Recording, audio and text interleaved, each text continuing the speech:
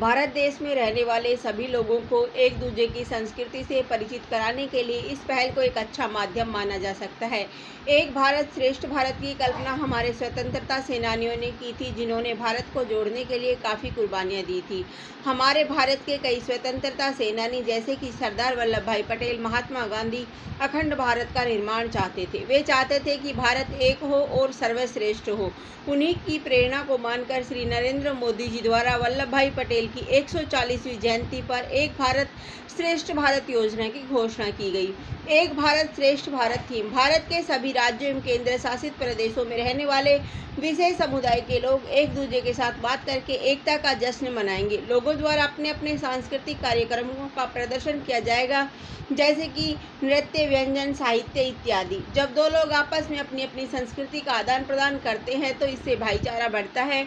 एक भारत श्रेष्ठ भारत थीम में अलग अलग राज्यों के लोगों को अलग अलग राज्यों में जाकर वहाँ के सांस्कृतिक कार्यक्रमों से जुड़ा ज्ञान प्राप्त करने का मौका मिलेगा।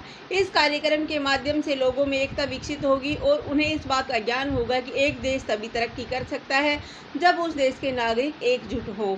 निष्कर्ष, भारत में श्रेष्ठ भारत बनाने के लिए भारतीय नागरिकों में एकता का होना जरूरी है।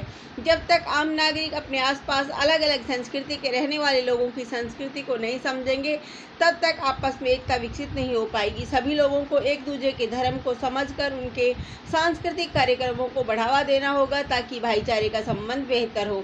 इस योजना के माध्यम से भारत के लोगों में अपने अपने धर्म के अलावा दूसरे धर्म के लोगों के प्रति भी प्रेम सम्मान विकसित होगा। भारत में रहने वाले सभी नागरिक जब एक दूसरे के धर्म को सम्मान देना और धार्मिक मान्यताओं का आदर करना सीख जाएंगे तो यह अखंड भारत बन जाएगा। धन्यवाद। जय हिंद।